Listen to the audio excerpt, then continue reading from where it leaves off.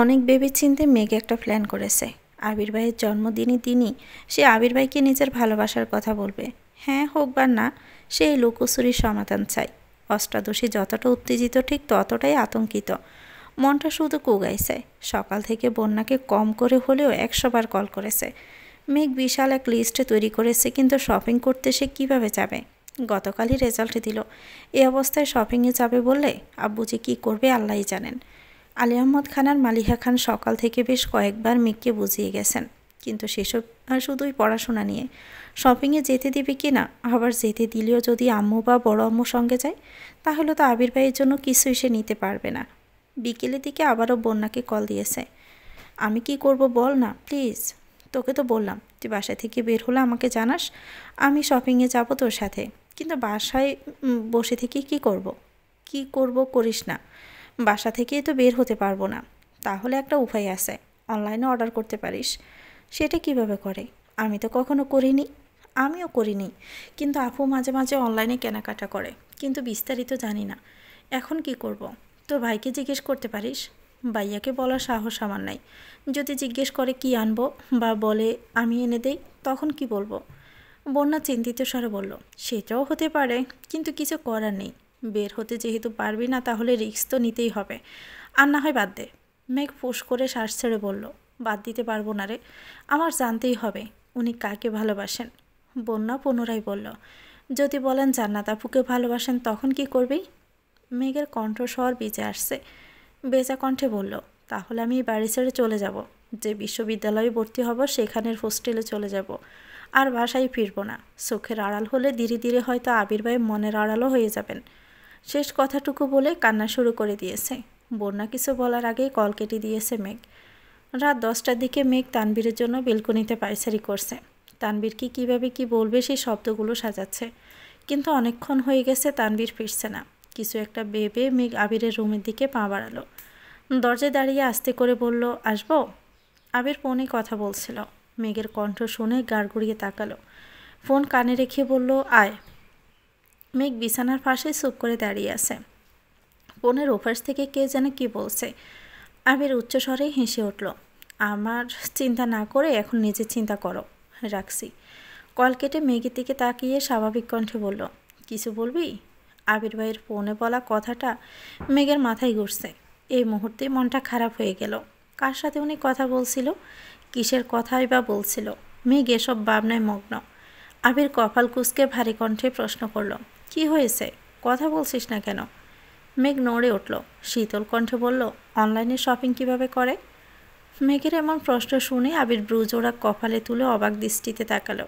আবির ভেবেছিল হয়তো এখনও রেজাল্টের চিন্তায় মেঘ মন খারাপ করে আছে, কিন্তু সে যে রেজাল্টের চিন্তা বাদ দিয়ে শপিং করার কথা ভাবছে বা শপিং করতে চাচ্ছে, এতেই আবির খুব খুশি হয়েছে। আবির ঠান্ডা ঠান্ডা কণ্ঠে বলল, কি লাগবে বল, আমি এনে দিবনি। মেঘ মাথা নিচু করে জানালো, আমায় শিখিয়ে দিবেন প্লিজ।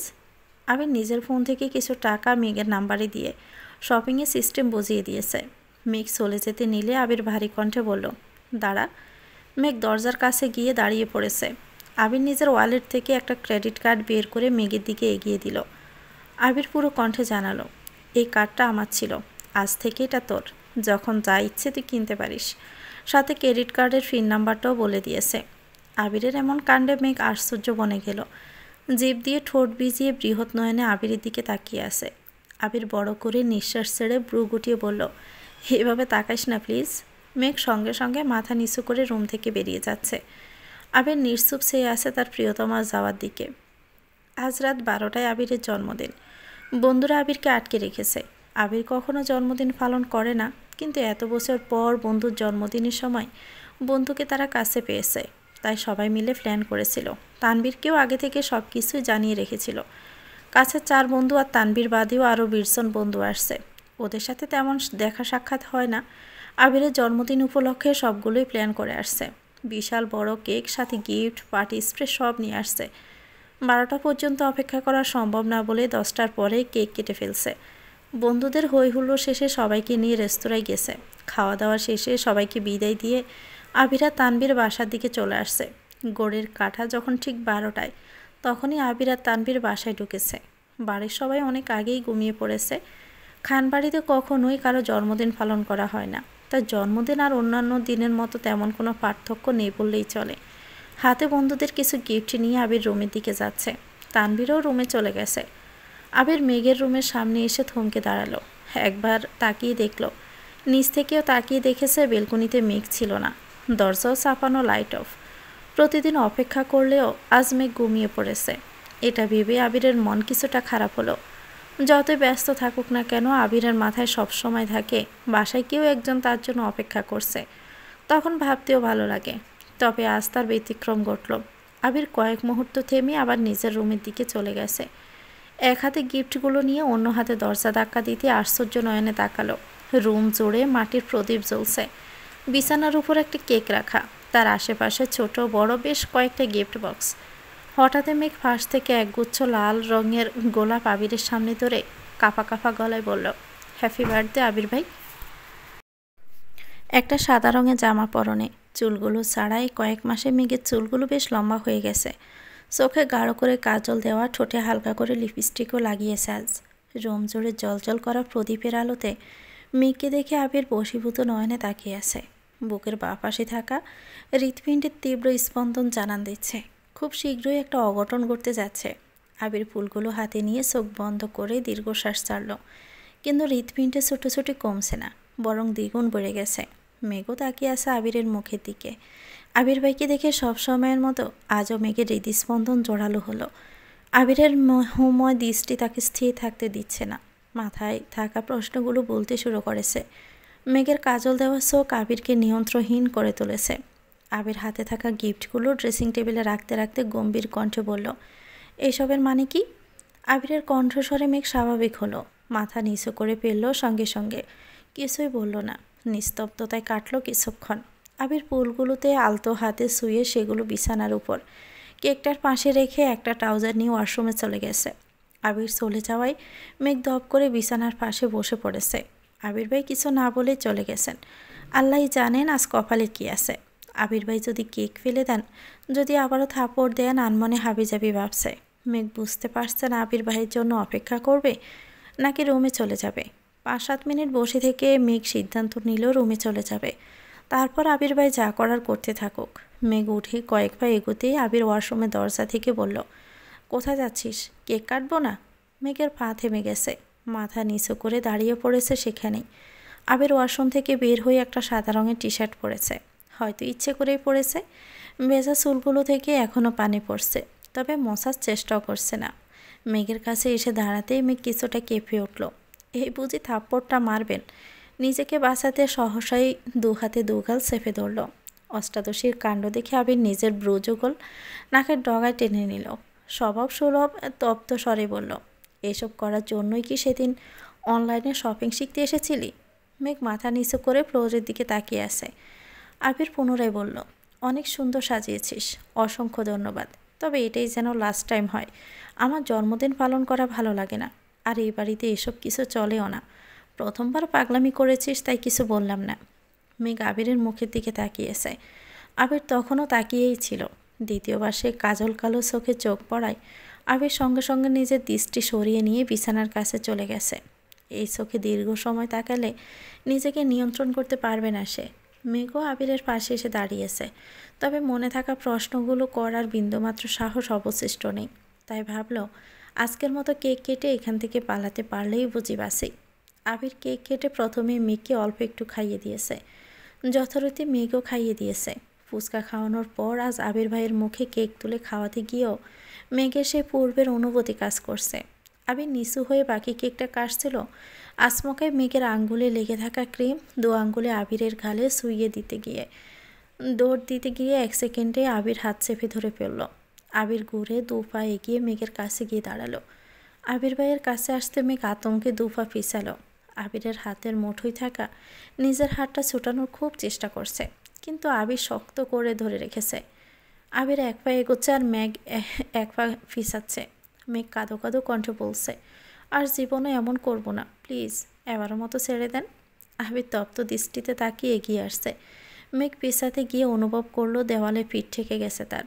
আবিরের হাতে থাকা মেঘের হাতটা দেওয়াল চেপে ধরে একটু নিচু হয়ে অপর হাতে ছুঁয়ে দিল অষ্টাদশীর গাল।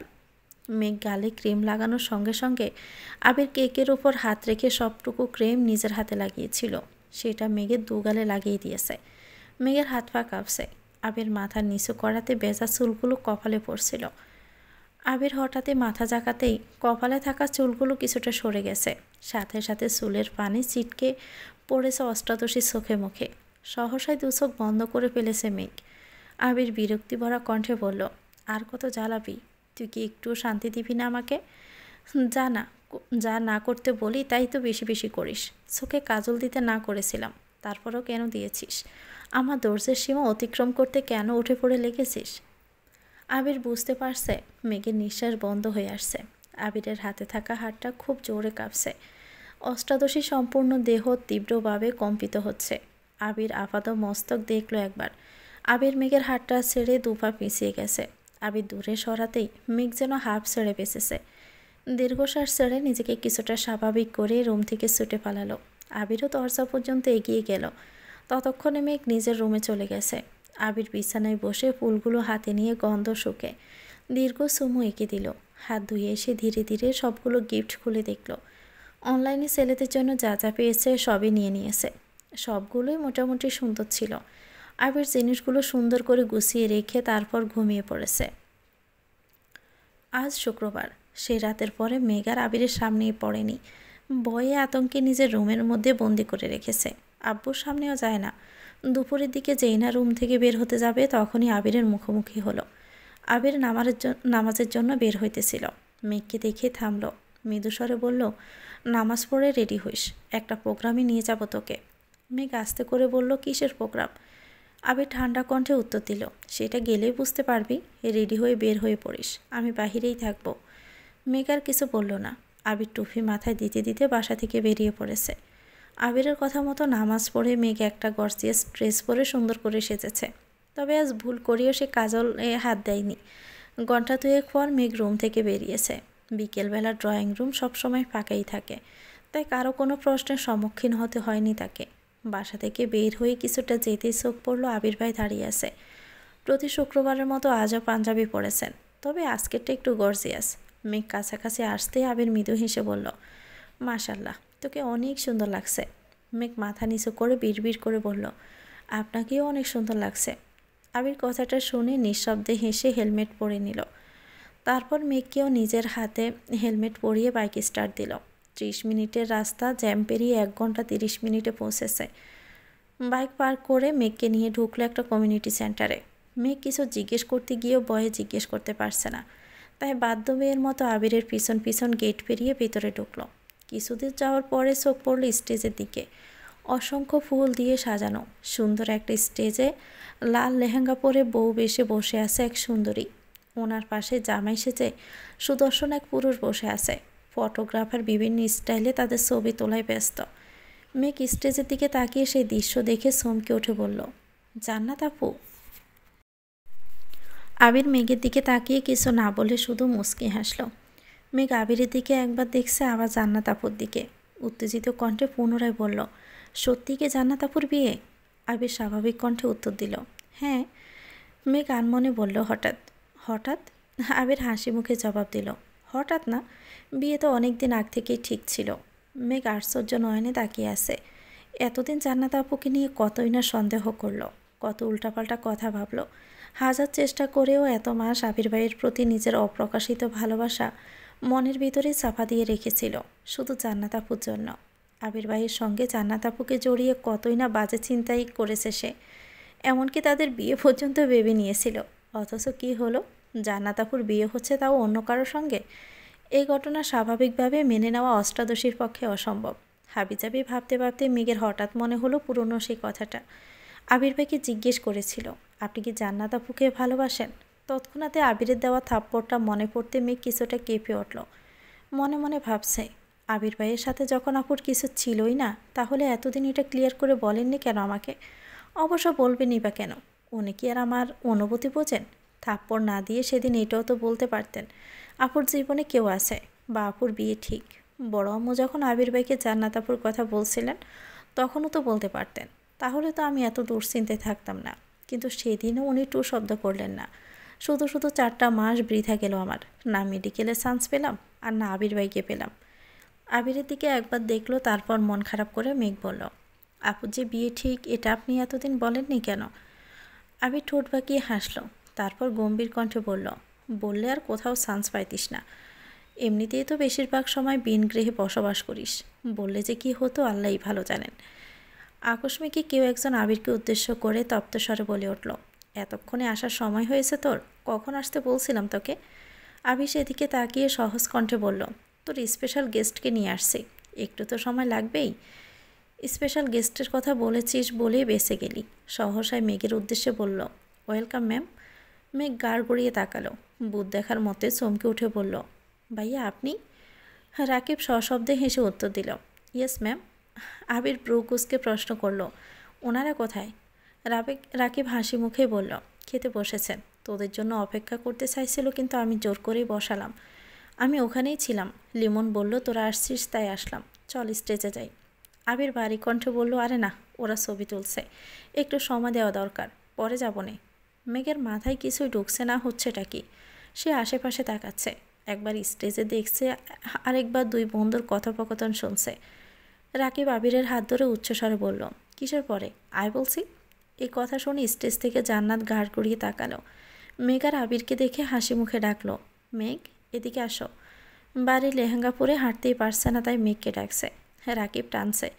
আবির যাচ্ছে না দেখে স্টেজ থেকে দুজনই এবার ডাক শুরু করেছে।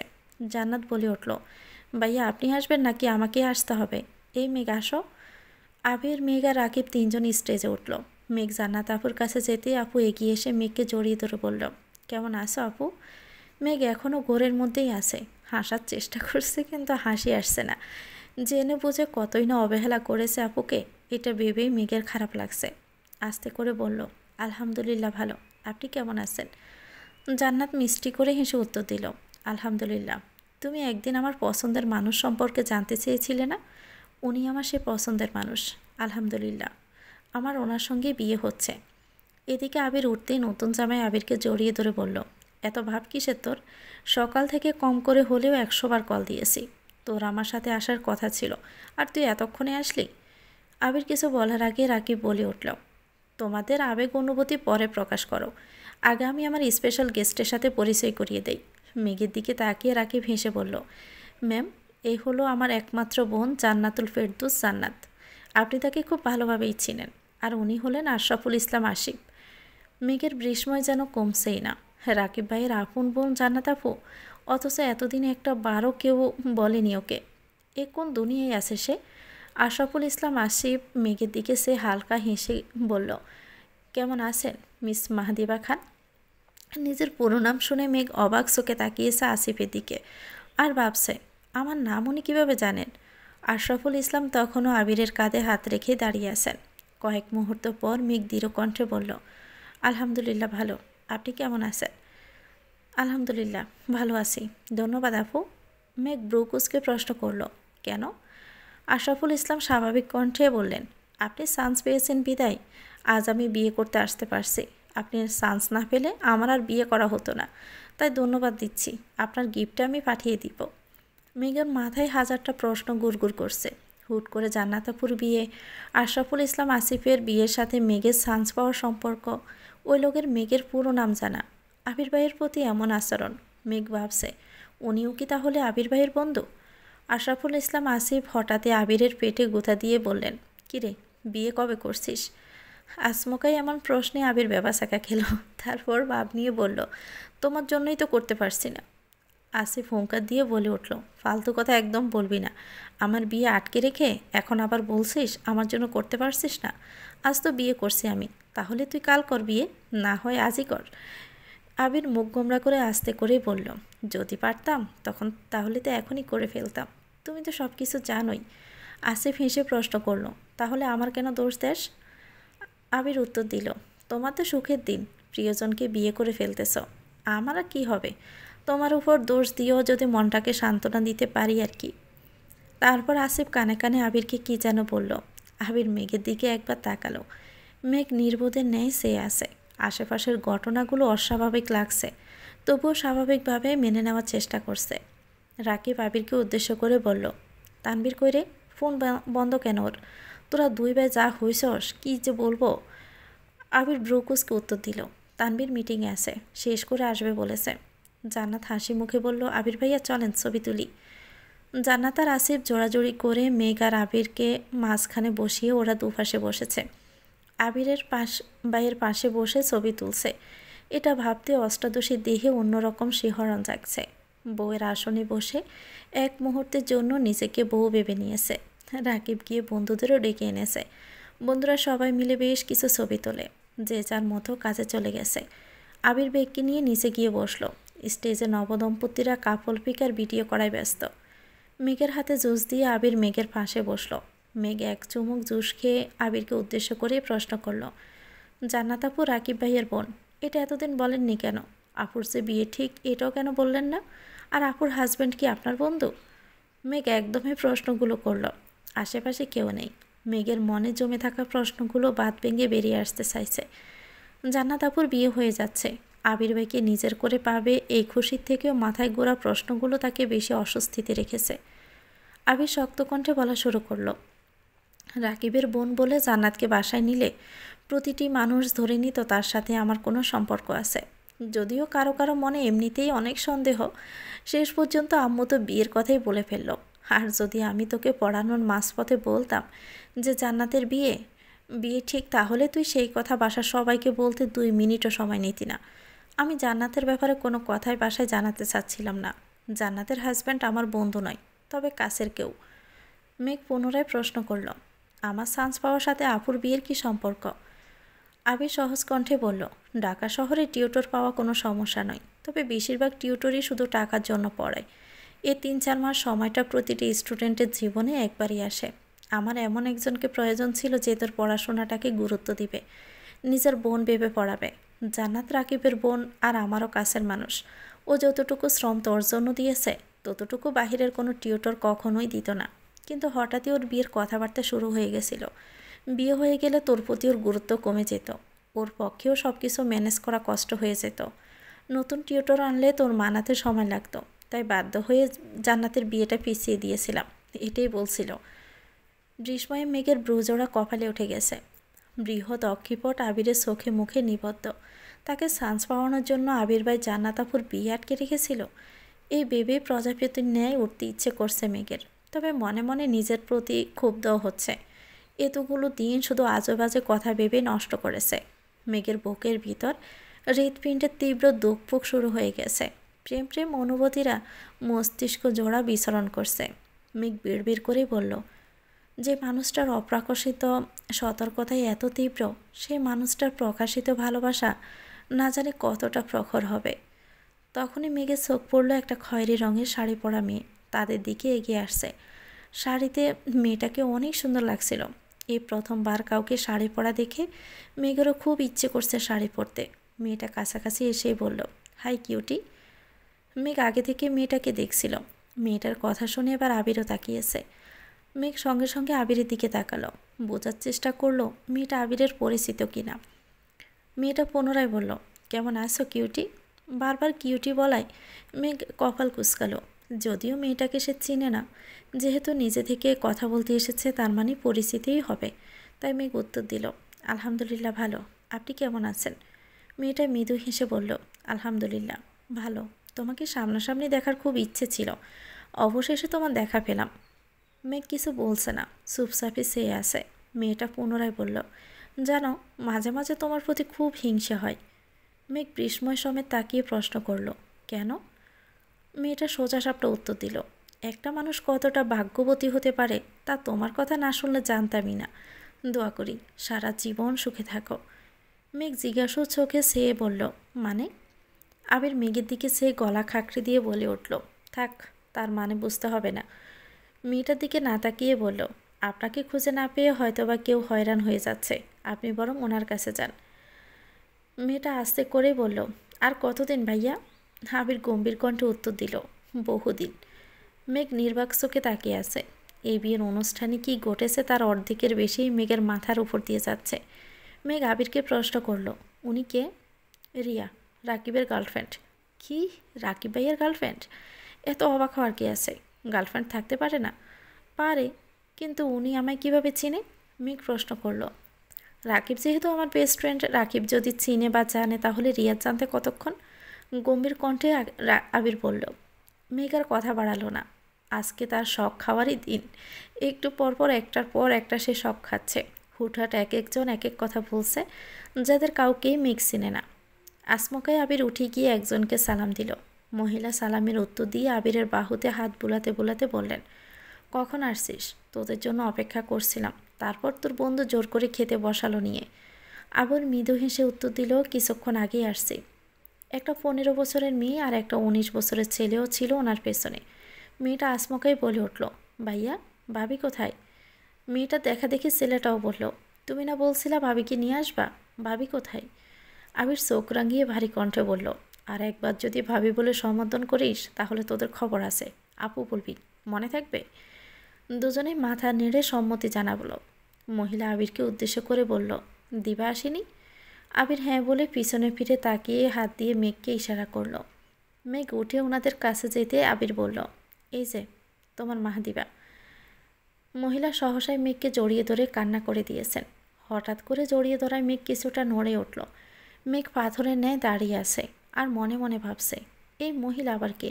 এই জীবনে তো ওনাকে দেখেছে বলে মনে পড়ছে না। উনি জড়িয়ে ধরলেন কেন, আর কান্নাই বা কেন করছেন? একটু পর মেঘকে ছেড়ে মহিলা কান্নারত কণ্ঠে বললেন, মাশাল্লাহ, অনেক বড় হয়ে গেছিস। দোয়া করি আরও বড় হও। মেয়েটা হাত বাড়িয়ে বলল, হাই আপু, আমি আইরিন। মেঘও স্বাভাবিক হয়ে হাত বাড়িয়ে হ্যান্ডশেক করে বলল, হ্যালো, আমি মেঘ।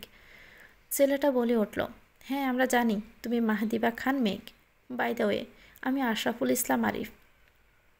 জামাইয়ের নামের সঙ্গে মিল আছে দেখে মেঘ ধরে নিল ওনারা জান্নাত আপুর শাশুড়ি আর ননদ দেবর হবেন।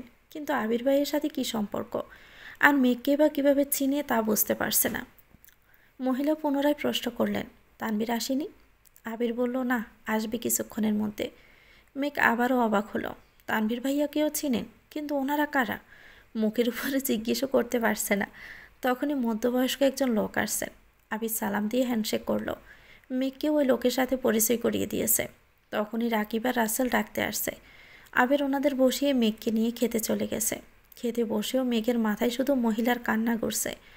মেঘ না ফিরে আবিরকে প্রশ্ন করেই ফেলল, আন্টিটা কে ছিল? আর উনি আমায় দেখে কান্না কেন করছিলেন? আবির দীর্ঘশ্বাস ছেড়ে বলল, আজ তোকে সবই বলবো। প্রোগ্রামটা শেষ করে বের হই, ততটুকু পর্যন্ত একটু ধৈর্য রাখ প্লিজ। আবির মেঘ খাওয়া শেষ করে। মেঘ আগে চলে আসছে। আবির রাকিবের সঙ্গে কী যেন কথা বলছিল। তখনই তানভীর আসছে। মেঘকে দেখে প্রশ্ন করলো, খেয়েছিস? মেঘ মাথা নেড়ে হ্যাঁ বলল।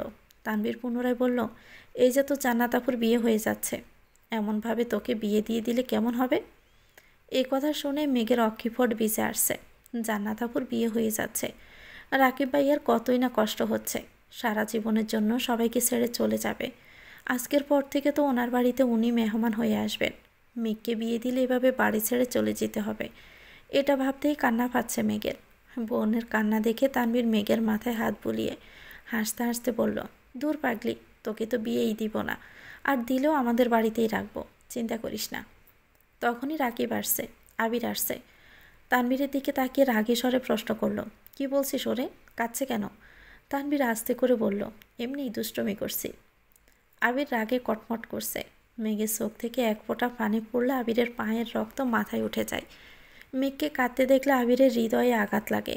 এমনিতেই মেঘ আবেগী, হুটহাটি কান্না করে। তার উপর কেউ ইচ্ছেকৃত কাঁদালে আবিরের খুব রাগ হয়। স্টেজ থেকে আরিফ ডাকছে। তানভীর চলে গেছে। আবির মেঘকে নিয়ে একটু পরে গেছে। রাকিবের বাসার লোক, আসিফদের বাসার সকলেই আবির, মেঘ, তানভীর সবাইকে নিয়ে ছবি তুলেছে। ছবি তোলা শেষে তানভীর রয়ে গেছে। জান্নাতের বিয়ে উপলক্ষে আনা স্বর্ণের গলার হারটা আবির মেঘকে দিয়েই দিয়েছে। তারপর সবার থেকে বিদায় নিয়ে বেরিয়ে পড়েছে। আসার সময় সে মহিলা মেঘকে জড়িয়ে ধরে কান্না করেছেন।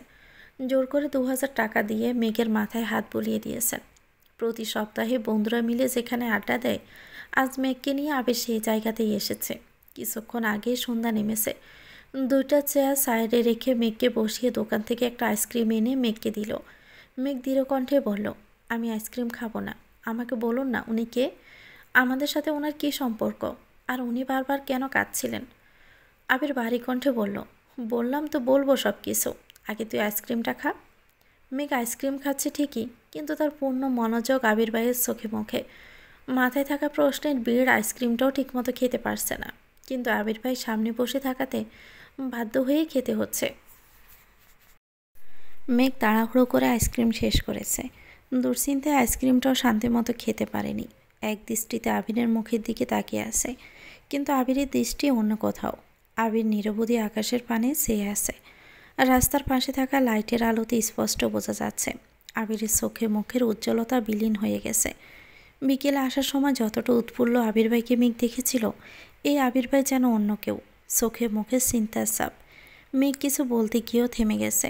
আবির শোণিত কণ্ঠে বলে উঠল, এই পৃথিবীতে প্রতিটি মানুষের জীবনের সবচেয়ে গুরুত্বপূর্ণ ব্যক্তি হলো মা।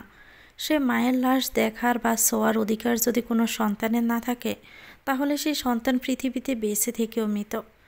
মেঘের ব্রু কুঁচকাল। আবির ভাই কী বলছে, কি বোঝাতে চাইছে কিছুই বুঝতে পারছে না সে। আবির অসীম দূরত্ব থেকে দৃষ্টি সরিয়ে মেঘের দিকে তাকিয়ে বরাট কণ্ঠে বলল, যে মানুষটাকে দেখে এসেছিস তিনি আর কেউ নয়, তোর আমাদের সবার একমাত্র পুপি। এই কথা শোনা মাত্র মেঘের রক্ত সঞ্চালন বন্ধ হয়ে যাওয়ার অবস্থা হয়ে গেছে। মেঘ চিৎকার দিয়ে উঠল, কি? আবির সরুনত্রে তাকিয়ে আছে। মেঘের চোখ যেন কোটর ছেড়ে বেরিয়ে আসতে চাইছে। চোখে মুখে অবিশ্বাসের ছাপ। এই কথা কখনোই বিশ্বাসযোগ্য নয়। জন্মের পর থেকে মেঘ জেনে এসেছে তাদের বাপ চাচারা 3 জন। 18 বছর পর হঠাৎ করে ফুফি আসবে কোথা থেকে? আচমকাই এমন কথা শুনলে বিশ্বাস করবে না, এটাই স্বাভাবিক। আবির গম্ভীর কণ্ঠে বলল, আমি জানি তুই এই বিষয়টা এত সহজে মানতে পারবি না, কিন্তু কিছু সত্যি কঠিন হলেও মানতে হবে। মেঘের দম বন্ধ হয়ে আসছে। গলা শুকিয়ে কাঠ হয়ে গেছে। গলা দিয়ে কোনো কথাই বের হচ্ছে না। এতক্ষণ যাবৎ কত প্রশ্নই না মাথায় ঘুরছিল, এই মুহূর্তেই যেন সব প্রশ্ন উধাও হয়ে গেছে। মেঘ আতঙ্কিত কণ্ঠে বলল, আপনি কি আমার সাথে মজা করতেছেন? প্লিজ সত্যি করে বলুন না, উনি কে? আবির কপাল কুঁচকে ভারী কণ্ঠে বলল, তোর সাথে কি আমার মজার সম্পর্ক? আর সিরিয়াস বিষয় নিয়ে আমি মজা কেন করব?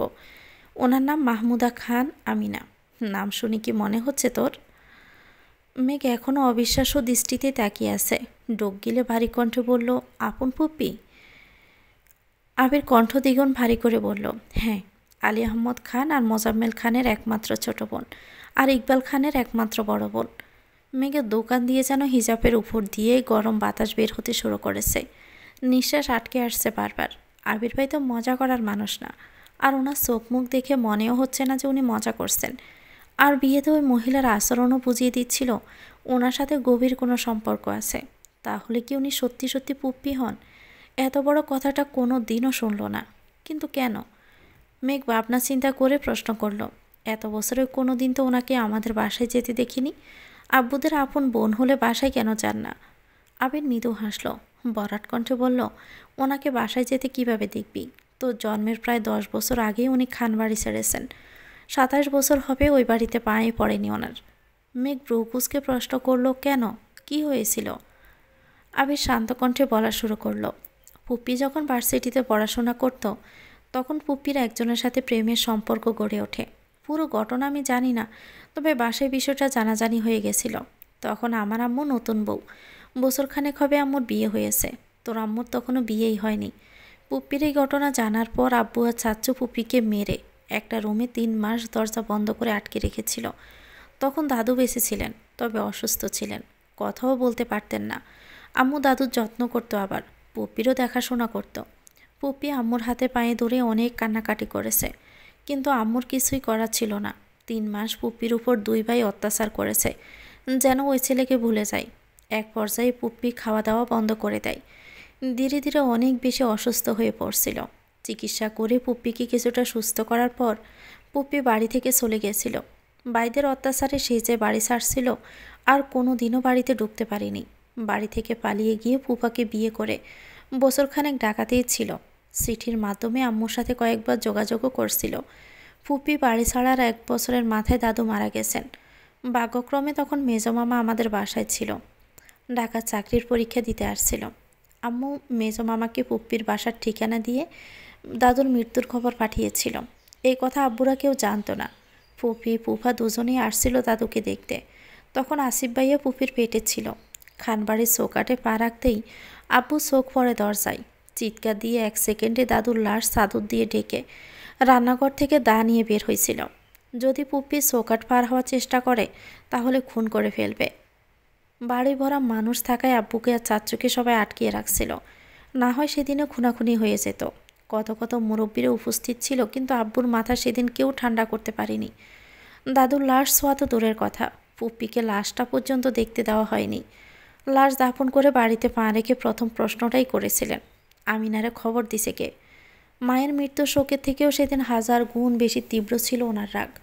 কোনোভাবেই জানতে পারছে আম্মু খবর পাঠাইছে। সেই দিন সেই অবস্থাতেই আম্মুকে বাড়ি থেকে বের করে দিয়েছিল। অথচ পুপ্পি ওনারই মায়ের পেটের বোন। সেই বোনকে খবর দেওয়ার শাস্তিস্বরূপ আম্মুকে 2 মাস নানার বাড়িতে থাকতে হয়েছে। একদম সংসার ভাঙার পর্যায়ে চলে গেছিল। তখনকার সময়ে সংসার ভাঙা আম্মুর পক্ষে বা নানার বাড়ির মানুষের পক্ষে মেনে নেওয়া সম্ভব ছিল না। তারপর নানা, বড় মামা, আত্মীয় স্বজনরা অনেক বুঝিয়ে 2 মাস পরে আম্মুকে বাসায় নিয়ে আসছে। আম্মুর শর্ত একটাই ছিল, আর কোনো দিনও পুপ্পির সাথে যোগাযোগ করতে পারবে না। নিজের সংসার বাঁচাতে বাধ্য হয়ে সেই শর্ত মেনে নিয়েছিল আম্মু। মেজো মামা পুপ্পির বাসায় গিয়ে সব ঘটনা বলে আসছিল। সেই দিন থেকে আজ পর্যন্ত পুপ্পির সাথে বাসার কারো যোগাযোগ নেই। মেঘ এতক্ষণ যাবৎ বিস্ময়কর দৃষ্টিতে আবিরের মুখের দিকে তাকিয়েছিল। নিজের বাড়িতে এত বড় রহস্য লুকিয়ে আছে, অথচ সে কিছুই জানে না। আবির গলা খাকড়ি দিয়ে গম্ভীর কণ্ঠে বলল, তুই আমায় পাষাণ হিটলার বলিস, অথচ আমার থেকেও বড় মাপের হিটলার এত বছর যাবৎ খান বাড়িতে রাজত্ব করে আসছেন। যাদের কথার উপরে কারো কথা চলে না, যাদের ইচ্ছের বিরুদ্ধে কেউ কিছু করতে পারে না। পুপি নিজের পছন্দের মানুষকে বিয়ে করার অপরাধে মায়ের লাশ দেখার অধিকার পর্যন্ত হারিয়েছেন। 28 বছর যাবৎ বাবার বাড়ি পা রাখতে পারেন না। কতটা নিষ্ঠুর হলে মানুষ এমন কাজ করতে পারে? মেঘ দীর্ঘশ্বাস ছেড়ে প্রশ্ন করল, আপনি পুপিকে কিভাবে চিনেন? আবির শ্বাস ছেড়ে পুনরায় বলা শুরু করলো, আমি ওনার সম্পর্কে জানতাম না। ছোটোবেলা একবার আম্মু পুরাতন জিনিসপত্র বের করছিলেন, তখন একটা অ্যালবাম বের হয়েছিল। আমি অ্যালবামটা খুলে দেখছিলাম। আব্বু আম্মু বিয়ের ছবি থেকে শুরু করে দাদা দাদুর, চাচ্চুর, মোটামুটি অনেকের ছবিই ছিল। যেহেতু আমি ছোট ছিলাম, আগ্রহ নিয়ে ছবিগুলো দেখছিলাম আর সবাইকে চেনার চেষ্টা করছিলাম। হঠাৎ কয়েকটা ছবি চোখে পড়ে। ছবিগুলো দেখে চিনতে পারছিলাম না বলে আম্মুকে জিজ্ঞেস করছিলাম। আম্মু কিছু বলার আগে আব্বু রুমে চলে আসছিল। আব্বু আমার হাত থেকে অ্যালবাম নিয়ে আমায় পড়তে বসতে বলেন। আমিও চুপচাপ পড়তে চলে গেছিলাম। এ বিষয়ে আর ভাবিনি। তার কয়েক বছর পর দেশ ছাড়ার আগে আম্মু আব্বুর কিছু কাগজপত্রের দরকার ছিল। আমি তখন আব্বুর ফাইলে কাগজ খুঁজছিলাম। তখনই একটা ফাইল চোখে পড়ে। ওই ফাইলে সার্টিফিকেট, ছবি, আরও কিছু কাগজপত্র ছিল। মাহমুদা খান আমিনা নামটা আমি প্রথমবার সেখানেই দেখছিলাম। বাবা মায়ের নামের জায়গায় দাদা দাদুর নাম লেখা ছিল। ছবিগুলো দেখে ছোটোবেলাকার অ্যালবামে দেখা ছবিটার কথা মনে পড়েছিল। আমি সেখান থেকে একটা ছবি নিয়ে গেছিলাম। আম্মুকে একবার জিজ্ঞেসও করেছিলাম, কিন্তু আম্মু বলেছেন আম্মু কিছু জানে না, আর এই বিষয়ে যেন আর কোনোদিন কাউকে কিছু জিজ্ঞেস না করি। তখন কিছুদিন আমার মাথায় বিষয়টা ঘুরছিল। পরে ভাবছি হয়তো মারা গেছেন, তাই আম্মু জানে না বা জিজ্ঞেস করতে না করেছেন। বিষয়টা সেখানেই ভুলে গেছিলাম। কিন্তু ছবিটা যে আমার কাগজপত্রের সাথে চলে গেছিল এটা আমি জানতাম না। ওইখানে গিয়ে ছবিটা দেখে ফেলতেও ইচ্ছে করছিল না, তাই আব্বু আম্মুর সঙ্গে রেখে দিয়েছিলাম। তবে কোনো দিনও এই বিষয় নিয়ে আর ভাবি নাই। কথাগুলো শেষ করে আবির একটু থামল। মেঘ জিজ্ঞাসুর চোখে চেয়ে থেকে আস্তে করে বলল, তারপর? গত বছরের শেষ দিকে জান্নাত আর আসিফ ভাইয়াকে নিয়ে একটু ঝামেলা হয়েছিল। তখন রাকিব আমাকে আসিফ ভাইয়ার ফেসবুক আইডি পাঠাইছিল। ওইখানে কভার ফটোতে একটা ছবি ছিল। কেন জানি আমার ছবিতে থাকা মহিলাটাকে খুব পরিচিত মনে হচ্ছিল। আমি রাকিবকে বলে আসিফ ভাইয়ার বায়োডাটা সংগ্রহ করি। ওখানে আমি দ্বিতীয়বারের মতো নামটা দেখি, মাহমুদা খান আমিনা। সেদিন প্রথমবারের মতো আমি বড়সড় ধাক্কা খাইছিলাম। আমি সব কিছু খুঁজে সেই পুরনো ছবিটা বের করে বারবার ফেসবুকের সাথে ছবিটার সাথে মিলাইছিলাম। অস্থিরতায় সেদিন প্রায় মরতেই বসেছিলাম। নিজের চোখকে বিশ্বাস করাতে পারছিলাম না। বিশ্বাস করতে কষ্ট হচ্ছিল যে আমারও একজন পুপ্পি আছে, তাও আবার জীবিত। সেদিন পরিস্থিতি সামলানোর বিন্দুমাত্র শক্তি আমার ছিল না। সেই রাতে তানবীর আর রাকিবকে আসিফ ভাইয়ের বাসায় পাঠাইছি।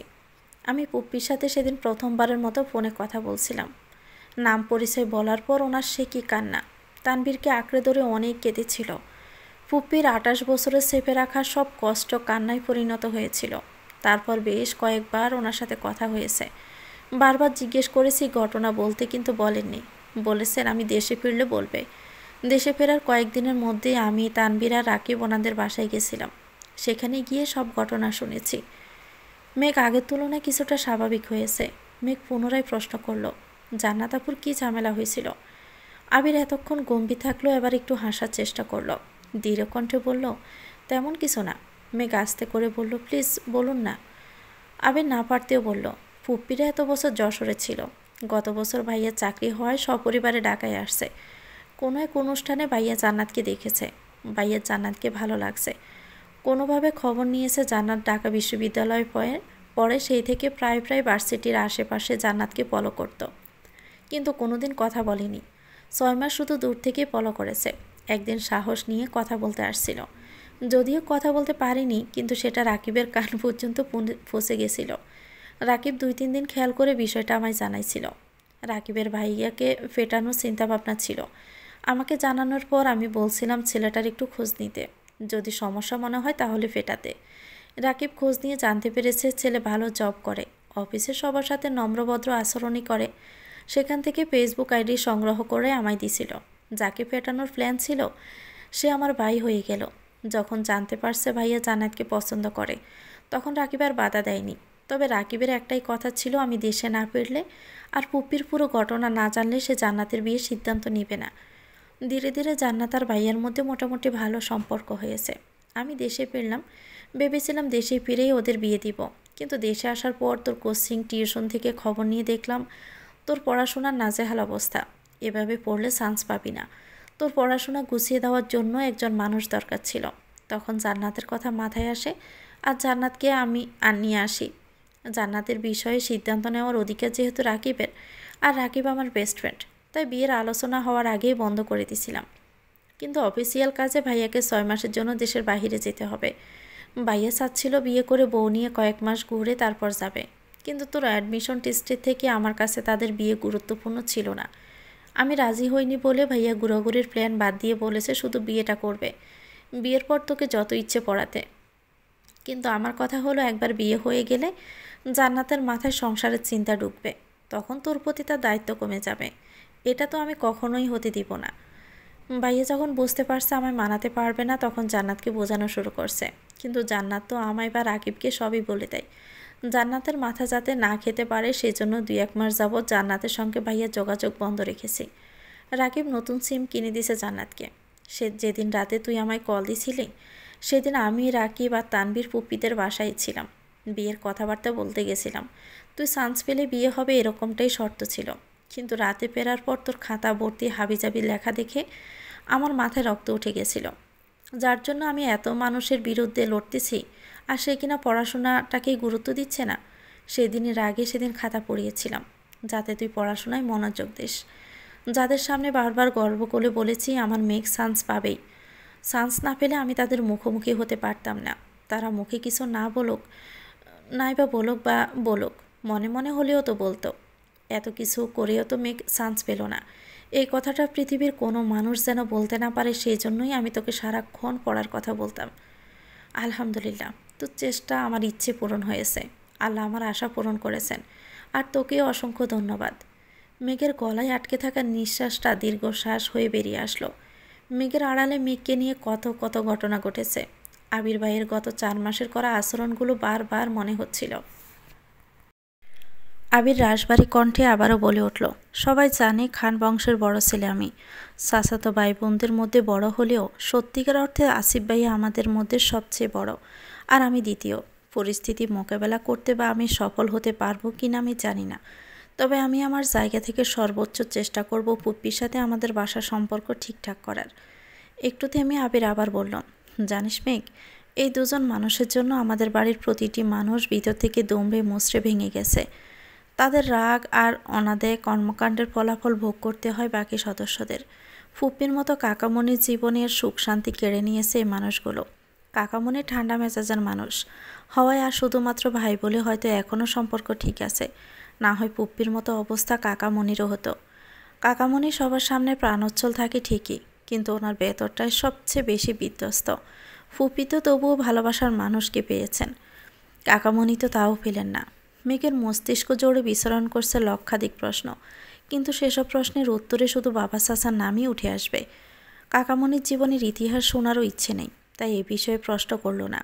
নিজের আব্বু আর বড় আব্বু এতটা পাষাণ, এটা ভাবতে মেঘের কষ্ট হচ্ছে। মেঘ বিভোর হয়ে স্মৃতি মনে করায় ব্যস্ত। আবির ভাই ফেরার পর থেকে যা যা ঘটেছে সব মনে করার চেষ্টা করছে। হঠাৎই মাথায় আসলো, আবির ভাই যে বারবার বাবা চাচার মুখের উপর কথা বলেন, ওনারা যদি আবির ভাইকে, এটুকু ভেবে মেঘ থেমে গেল। চিন্তিত স্বরে বলল, আপনি আব্বু বা বড় আব্বুর মুখের উপর আর কথা বলবেন না প্লিজ। নিজের প্রতি প্রেয়সী দুশ্চিন্তা দেখে আবির আনমনেই হেসে উঠল। স্বাভাবিক কণ্ঠে বলল, আমি যদি কথা না বলি তাহলে ওনারা ওনাদের মর্জি মতো সব কিছু করবেন। ওনাদের সকল ইচ্ছে পূরণ করা আমার পক্ষে সম্ভব না। আমি কারো প্রিয় হয়ে থাকতে চাই না। আমি তাই করব যা আমার করতে ইচ্ছে করবে। মেঘের শীতল চাহনি দেখে আবির ভারী কণ্ঠে বলে উঠল, তোকে আগেও বলেছি, এখন আবার বলছি, কখনো কারো মন রাখার চেষ্টা করবি না। ঠিক সেই কাজটাই করবি যেটা তোর মন করতে চাইবে। বিষয় ছোট হোক বা বড়, আগে নিজের মনকে প্রায়োরিটি দিবি। আর পুপ্পির বিষয়টা ভুলেও কাউকে বলবি না। বাড়িতে কাউকে এই বিষয়ে কোনো প্রশ্ন করবি না। তোকে জানানো দরকার ছিল তাই জানিয়েছি। আজকের পর থেকে বুঝে শুনে পাগলামি করবি, কারণ আমি চাই না তোর পাগলামিকে কেউ সিরিয়াস নিয়ে কেউ তোর মনে আঘাত করুক। কথা শেষ করে মেঘকে নিয়ে বাড়ি ফিরছে আবির। মেঘের মনে আজ কোনো অনুভূতি নেই। এই যে এতদিন জান্নাত আপুকে নিয়ে এত শত দুশ্চিন্তা করলো, সে জান্নাত আপু সম্পর্কে তার ভাবি হয়ে গেছে। বাড়ির সদস্য না জানলেও আজ মেঘ আবিরকে নিজের মনের কথা বলেই দিত। কিন্তু তার বাড়ির মানুষ যে এতটা ভালোবাসার জাতশত্রু, তারা তো কোনোদিন মানবে না। আবির ভাইয়ের প্রতি যে সে অসম্ভব দুর্বল। আবির ভাইকে এই জীবনে কি আদৌ সে পাবে? আবির বাইক চালাচ্ছে আর মনে মনে ভাবছে, আমার জীবনটা কেন এমন হলো? তোর প্রবল অভিমান আমায় দেশ ছাড়তে বাধ্য করেছিল। 6 বছর যাবৎ আমি নিজের উপলব্ধি জমিয়েছি। সেই দীর্ঘ অভিসন্ধি বাস্তবায়নের সুযোগটাও আমি পেলাম না। ভেবেছিলাম দেশে ফিরে তোর কাছে আমার চিত্তের অবক্ত প্রণয় প্রকাশ করব। এত বছরে তোকে ঘিরে শত লক্ষাধিক স্বপ্ন দেখেছি। সেই সব স্বপ্নের কথা জাহির করব। গত 6 বছর শুধু একটাই পরিকল্পনা করেছি, কিভাবে তোকে আমাতে আসক্ত করব। 3 মাসের মধ্যে তোকে আমার বউ করে নিব। এই দৃঢ় সংকল্পে নিজেকে প্রস্তুত করেছিলাম। কিন্তু একটা ঘটনা আমার চূর্ণ বিচূর্ণ করে দিয়েছে। গত 1 বছর যাবৎ আমি নিজের সঙ্গে লড়াই করেছি। তোকে উপেক্ষা করার বিন্দুমাত্র শক্তি যে আমার ছিল না। দেশে ফিরে প্রথমবার তো লালিত মুখমণ্ডল আর মায়াবী আঁখি দেখে এক মুহূর্তের জন্য নিজেকে উন্মাদ মনে হয়েছিল। ইচ্ছে হয়েছিল খানবাড়ির সব নিয়ম নীতি বিনাশ করে হলেও তোকে আমার করে নেই, কিন্তু আমি পারিনি। আজও আমি তোকে ভালোবাসি বলতে পারছি না। তুই পরিবার ছাড়তে পারবি না, আর আমি তোকে নিজেকে প্রতিষ্ঠিত করা ছাড়া আর কোনো পথই খুঁজে পাচ্ছি না। তোকে পাওয়ার জন্য যতটুকু যোগ্যতা অর্জন করা দরকার আমি ঠিক ততটুকুই যোগ্য হব। তারপরেও আমার তোকেই লাগবে। আমার তোকে পাওয়ার ইচ্ছে যতটা প্রবল, তোর মনেও আমাকে পাওয়ার সে শানিত ইচ্ছে জাগতে হবে। পরিস্থিতি যতই কঠিন হোক, তোর আমার প্রতি প্রগাঢ় আস্থা থাকতে হবে। তুই আমার হলে আমি পুরো পৃথিবীর সাথে লড়তে পারবো, কিন্তু তোকে না পেলে আমার প্রণয়ের পরিণতি হবে মৃত্যু। বাসার সেই মোড়ে মেয়েকে নামিয়ে আবির ঠান্ডা কণ্ঠে বলল, যা বলেছি তা মাথায় রাখিস। সামনে তানবীর আছে, ওর সঙ্গে বাসায় যাবি। বাসায় কেউ কিছু জিজ্ঞেস করলে তোর কিছু বলার প্রয়োজন নেই। যা বলার তানবীর বলবে। জান্নাতের বিয়ের কথা কাউকে বলিস না। আর অতিরিক্ত দুশ্চিন্তা করে নিজের শরীর খারাপ করিস না। পুপ্পির সাথে সম্পর্কটা আমি ঠিকঠাক করার চেষ্টা করব। তুই সাবধানে থাকিস। তানবীর বাসার কাছে মেঘের জন্য অপেক্ষা করছিল। মেঘকে নিয়ে বাসায় ঢুকেছে। ড্রয়িং রুমে 2 ভাই বসে আছেন। মেঘ আর তানবীরকে দেখে মোজাম্মেল খান প্রশ্ন করলেন, কোথায় গেছিলা? মেঘ তানবীরের মুখের দিকে তাকাতেই তানবীর বলল, তুই রুমে যা। ভাইয়ের কথা মতো মেঘ রুমে চলে গেছে। ওরা 2 ভাই মেঘকে এমনভাবে আগলে রাখে যেন বাড়ির কেউ কিছু বলতেই না পারে। বড়রা কিছু বললে কষ্ট বেশি পাবে, তাই তানবীর যেহেতু ছোট থেকে শাসন করে, তাই ভাইয়ের শাসন মেঘের এখন সয়ে গেছে। তানবীর যা যা কথা বলা তা বলে রুমে চলে গেছে। মেঘ ফ্রেশ হয়ে শুয়ে পড়েছে। বিকেল থেকে এত এত ঘটনার সম্মুখীন হতে হয়েছে যেগুলো মাথায় স্থির হতেও একটু সময় লাগবে। মেঘের আবেগ অনুভূতি সব বিলীন হয়ে গেছে। আবির ভাইয়ের বলা প্রতিটি কথা মাথায় ঘুরপাক খাচ্ছে। একটা কথা বারবার মনে হচ্ছে, এই বাড়ির প্রতিটি মানুষ ভিতর থেকে দুমড়ে মুচড়ে ভেঙে গেছে। ফুপ্পির বিষয় জানার পর মেঘের হৃদয়টা ভেঙে চূর্ণ বিচূর্ণ হয়ে গেছে। 4 মাসের প্রেমানুভূতি প্রকাশ করার আগেই সব শেষ হয়ে গেল। আবির ভাইয়ের প্রতি যে আকাশ সম প্রণয় লীলা সবই ফিকে হয়ে গেছে। ফুপ্পি আর কাকামণির মনে কতই না কষ্ট। এইসব ভেবে কখন যে ঘুমিয়ে পড়েছে নিজেও জানে না। আবিরের জন্য অপেক্ষা করার শক্তিটুকুও আজ ছিল না। আবির মেঘকে নামিয়ে দিয়ে আবার বিয়ের প্রোগ্রামে গেছে। রাকিবের বেস্ট ফ্রেন্ড হিসাবে এ সময় আবিরকে রাকিবের পাশে দরকার, খুব বেশি প্রয়োজন। রাকিবের একমাত্র বোন জান্নাত। রাকিবের আর একটা ছোট ভাইও আছে, তবে বোনের প্রতি ভাইদের ভালোবাসা একটু বেশি তীব্র হয়। সপ্তাহখানেক হয়ে গেছে, কিন্তু মেঘের মাথা থেকে পুপ্পির ঘটনা কোনোভাবেই যাচ্ছে না। যতবার আব্বুকে আর বড় আব্বুকে দেখে ততবারই মনে হয় ওনারা হিটলারের থেকেও নিকৃষ্ট। এতদিন আবির ভাইকে হিটলার বলেই নিজে অনুতপ্ত হচ্ছে। এখন আর মেঘ আগের মতো আবিরকে চালায় না, আবিরের রুমেও চায় না, অনুভূতি প্রকাশের চেষ্টাও করে না। আব্বু আর বড় আব্বুকে দেখলে যতটা রাগ হয়, আবির ভাইকে দেখলে ঠিক ততটাই কষ্ট হয়। আজ তানভীর প্রোগ্রামে ব্যস্ত। হঠাৎ ফোনে কল বাজতেছে। ফোন বের করে অবাক চোখে তাকাই। বন্যা কল দিচ্ছে। প্রোগ্রাম থেকে বের হয়ে একপাশে গিয়ে ফোন রিসিভ করলো। আসসালামু আলাইকুম। ওয়ালাইকুম আসসালাম। ভাইয়া, আপনি কি বাসায়? ভাইয়া ডাকতে কতবার না করেছি তোমাকে। সরি, আর ভাইয়া বলবো না। মেঘের কি কিছু হয়েছে? আমি কল দিলে রিসিভ করে না, হঠাৎ রিসিভ করলেও ঠিকমতো কথা বলে না। বনু একটু মানসিক চাপে আছে, কিছুদিনের মধ্যে ঠিক হয়ে যাবে। কি হয়েছে? বন্যা মনে মনে ভাবছে, আল্লাহই জানে আবির ভাইকে নিয়ে কোনো ঝামেলা হলো কি না। তেমন কিছু না। তোমার কি খুব দরকার? কিছু বলার থাকলে আমায় বলতে পারো, আমি বনুকে জানিয়ে দিবনি। বন্যা আমতা আমতা করে বলল, ওই রকম কিছু না, কথা হইতেছে না তো, তাই চিন্তা হচ্ছিল, এজন্য আপনাকে কল দিলাম। তানভীর ঠান্ডা কণ্ঠে শুধালো, আর কোনো কারণ নেই? বন্যা আস্তে করে বলল, না মানে আছে। তানভীর দৃঢ় কণ্ঠে বলল, বলো। বন্যা ডোক গিলে ভয়ে ভয়ে প্রশ্ন করল, আজকে কি আপনার একটু সময় হবে? তানভীর ব্রু কুঁচকে প্রশ্ন করল, কেন? বন্যা একটু থেমে বলল, আপনার সাথে কি দেখা করা যাবে? আপনি মেঘকে নিয়ে আসলে ভালো হতো, যদি আপনার সময় হয় আর কি। তানভীর জানালো, বোনেরও মনের অবস্থা বেশি একটা ভালো না, তারপরও আমি জিজ্ঞেস করবো না। বনু না আসলে কি আমি আসতে পারবো, নাকি দেখা করতে হলে বনুকে নিয়েই আসতে হবে? বন্যা কিছু বলছে না দেখে তানভীর আবার বলল, আমি বিকেলে তোমাকে কল দিব, এখন রাখছি। তানভীর ফোন রেখে আবিরকে কল দিল। আবিরের কড়া নিষেধ, মেঘকে এখন কোথাও নেওয়া যাবে না। মেঘের মন মেঘকে ঠিক করতে হবে। সব বিষয়ে আবির বা তানভীর মেঘকে সাহায্য করতে পারবে না। তানভীর কি করবে বুঝতে পারছে না। মেঘকে জিজ্ঞেস না করলে বা মেঘের মতামত না নিলে পরবর্তীতে বন্যা বিষয়টা জানলে তানভীরকে ভুল বুঝবে। আবার মেঘ যদি ঘুরতে যেতে রাজি হয়ে যায় তাহলে আবির তো তানভীরকে মেরেই ফেলবে। দুটানা কাটিয়ে শেষমেশ মেঘকে কল করলো তানভীর। মেঘ তখন উপন্যাস পড়ায় ব্যস্ত। বাসায় শুয়ে বসে থেকে আর ভাল লাগছিল না। ফোন চাপতে গেলে আবির ভাইয়ের আইডিয়া আসে সামনে। আবির ভাইকে দেখলেই বুকের ভিতরটা কেঁপে ওঠে। পড়াশোনার চাপ নেই, বাড়ির কারোর সাথে কথা বলতে ভালো লাগে না। চুপচাপে শুয়ে বসে থাকলে বারবার শুধু পুপ্পির কথা মনে পড়ে। এসব কিছু কাটাতেই আবির ভাইয়ের দেওয়া উপন্যাসের বইগুলো পড়া শুরু করেছে। বেশিরভাগ সময় উপন্যাসই পড়ে। উপন্যাস পড়ার আরেকটা অন্যতম কারণ হলো নিজেকে সবার থেকে আড়াল করে রাখা।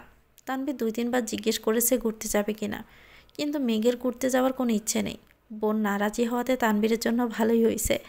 আবিরের কাছেও বকা খেতে হয়নি, কিন্তু বন্যা দেখা করবে কিনা কে জানে।